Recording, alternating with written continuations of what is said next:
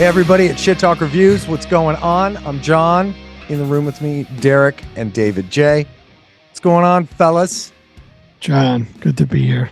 Derek? It is good to be here.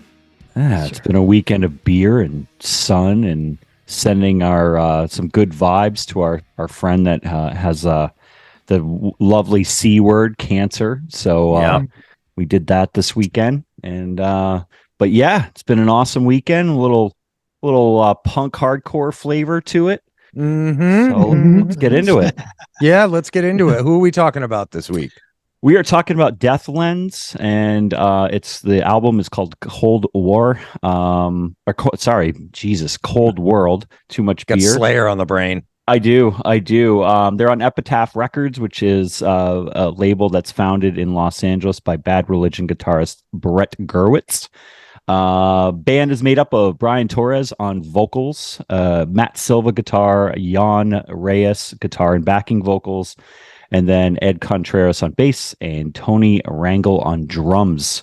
I brought them to your attention because I felt like we've been on a little bit of a run of genre breaking bands, and punk rock, post-hardcore, whatever you want to call this band. I mean, they've been labeled everything from hardcore punk, alternative rock, punk rock, post-punk. The sing-along choruses, the synth, and some of the choices of tonality of their guitars make this band something that could fill up arenas. And I felt like it was too good to not bring to the table and get your take on it. Yeah, I was completely unaware of this band prior to this record. And they've got kind of a familiar vibe in that they're not, like you said, they're not breaking genres, it's kind of an pseudo-established format, punk, hardcore, post, whatever, name your genre. It tends to be a little more straightforward, and they don't stray outside of the guardrails too much. It's a good record. It's clean. It's fun. It's a really fun listen. And you're right. It could fill up big stadiums, big venues, because I don't want to say it's all like happy, joy kind of music, because it isn't. There's emotion on this record, but it's accessible. You know what I mean? It's very comfortable to listen to. Dave, what'd you think? Yeah, I had mixed feelings about the record. Honestly, it's just something that I've kind of heard before, maybe just in a different way. Mm-hmm. Right away, I thought of Face to Face, one of my favorite bands. I heard Drain in this. I heard Ramones. I heard a little bit of the Beastie Boys. So for me, it had a little bit of everything. I think what John kind of said it right. They kind of they don't stray outside the rails maybe a little bit. And I don't know. To me, it just felt like I've heard this before. It was good though. It was not a bad listen to me. Every song was catchy. I liked some of the guitar riffs. Just something I've heard before, just in a different fashion, So I'll challenge you on that. I would recommend that you go and listen to some of the lead guitar work on that. It screams Dave Kooning from The Killers, which the Killers have a big sound and they fill arenas worldwide. I thought that the choice to take your lead guitars and move away from classic punk, hardcore, post-hardcore sounds into something that's much more accessible, a bigger sound, was interesting. And then the synth is brings so much to the table for this band that it really hasn't been done before. If you had left this as is, I would say, it's somewhere between Social Distortion. There's a little Face to Face in there. There's some Drug Church in there. But I really felt like they sat down with Brett Romness. I hope I said his name correctly, the producer, and tried to do something different. And I thought that they hit an absolute home run because I'm bored with, hardcore. I'm bored with punk a lot too. And this was a different spin. It was like a screwball when you're expecting a fastball and a changeup. And I thought that they hit a home run with this. And again, beauty is in the eye of the beholder. And I think when you're looking for something that is different, when it hits a mark, it hits a mark. And for me, it did. It evoked a lot of like the early 80s punk bands for me. It was exactly what you guys are saying, like TSOL and Minor Threat and Agent Orange. And I like that. Not to say that I don't think there was any copying going on here, but within this general genre of music, like I said, they tend to stick within, stay in the lane. And that's what you were saying, Derek, I think works for this record is they stepped out a lot on the production. And they did some really cool stuff. First off, it's the mix, I think, is great. It's super clean, it's punchy, it's well balanced. So kudos on the mix. And the production in terms of they did I can't remember the song, Memory Hotline. The vocal production on that song is fantastic. There's like 4 or 5 different vocal layers going on there. They're all a little different. And it's got a great feel to it. So the production is great. I would like to call out Brian Torres's vocals on this too, because I think that he finds, and I'm not a big punk hardcore guy in general, but Brian Torres, I think, found like the perfect balance of melodic vocals on this and the kind of like punk style vocals that's more yelling at you than singing at you. He's got a perfect balance between those two here. And they did a great job with the vocals on this. So props to Brian and whoever made the production decisions on the vocals, because I think they're great. John, it's funny you say that, because some of these songs I kind of felt like I heard Keith Bennett from Death Ray. Yeah. Like I really did. Like the first song, Fucked Up, was a badass song. I loved the intro, but it had like almost like a Casket Rat feeling to it with Bennett. And and there was a few songs where I've kind of heard Bennett a little bit, or some of the different. Yeah, genres. well, and Keith has achieved that same balance of melodic and barking, yelling, style vocals. Right. Yeah. I have a lot of respect for that. I don't mean to be insulting when I say like the yelling style vocals. I sure as hell can't do it. So. Well, that's a staple of hardcore, the yelling part of it, and screaming, and like I said, when you can get a singer that does these genres that blend a lot and can do both sides, that's a testament to Brian. I'm glad you called him out. Yeah. Well, and I think it overall, I think the ability to do both and integrate both within one song or across the record, again, makes it that much more accessible. Like a lot of the bands we've been talking about lately, they cover a lot of ground in terms of who they might appeal to. And I think that this vocal style broadens the audience. Not everybody likes the barky, yelly stuff. Not everybody likes the melodic stuff. This has copious amounts of both. You were saying, Dave. No, I was just going to say, when I went through this, there's not a song I didn't like on this album. I mean, there's things I do agree with you guys. From top to bottom, it wasn't a bad album. This is something I would definitely could feel playing at an event like Derek said, or just, it had a good vibe throughout. It just, to me, it just felt like things I've heard before, But Sure. there was some good stuff. I mean, some of this, Limousine had a chugging guitar sound to it, just a great Really like that one. song. And La Que Sera at the end. I don't know how Derek's good at the pronunciation, but that was a cool acoustic sounding guitar sound to the song. And Bruised had like an 80s type feel to it. So there was a lot of stuff that I did like. The last track there, low K Sera, whatever it is. Yes. Apologies for not knowing. It was an interesting choice to close a pretty active, rockin' record with such a departure.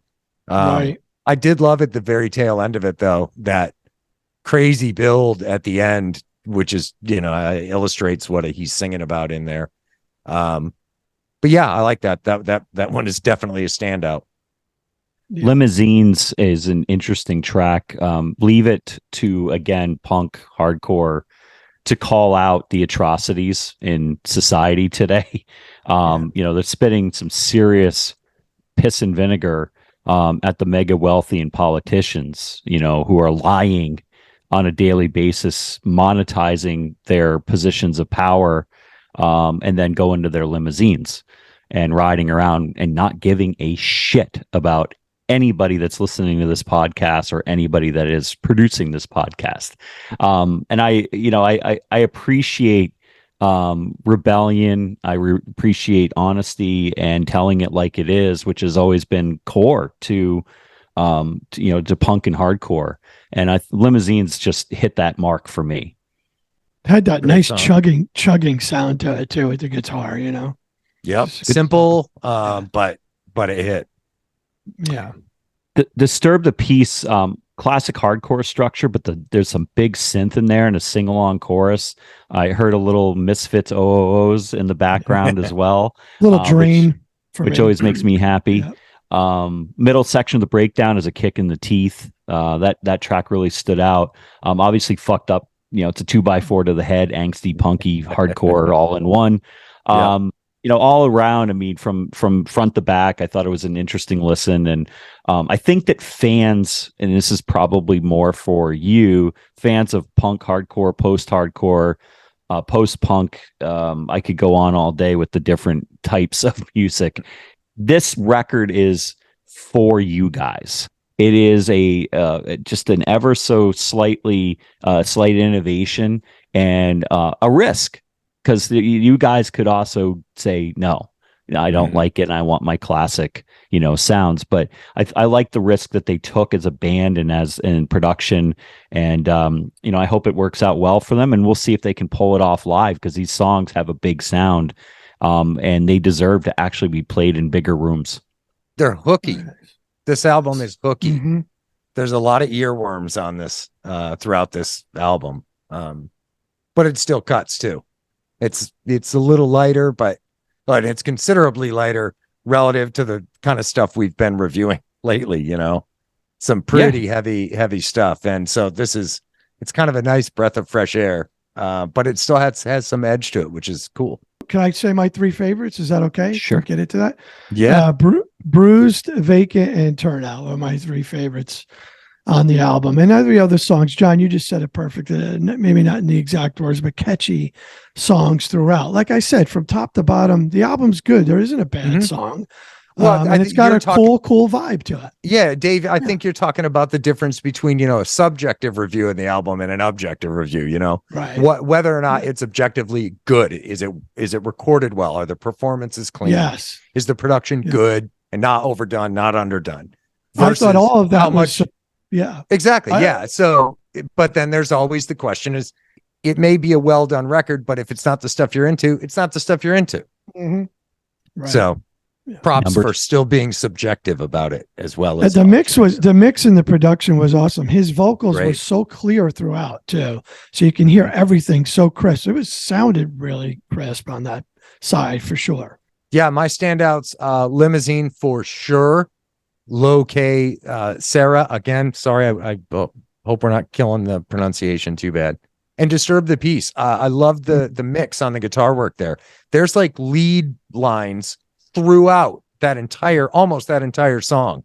And they're prevalent in there, but they're not overwhelming or distracting. They're kind of pushed back in the mix, but again, very clean and clear and balanced. They did a great job with it. So yeah, those are mine. Yours, D? Yeah, Fucked Up, Disturbing the Peace, Turnout, Limousines, and Nothing Forever. I was surprised that Dave didn't pick that, because I heard a lot of Face to Face meets The Killers in there, which I thought was a cool take and a cool combination. Raw track too, very cool. And I love Cold War. I think it's a big epic song, anthemic, yes, track that could be universally accepted on radio, radio rock stations. I could see hardcore kids accepting it, and I could see punk kids accepting it. Just really thought that was a unifier track. Should we go ahead and put some numbers on it? Let's shoot. What do you got, Dave? First. Okay. So, like I said, guys, to me, sound wise, very awesome. I mean, the vocals were clear, everything about it. The mix, the production was very good.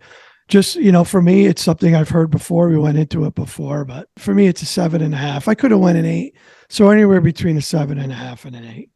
All right. I give it an 8.25.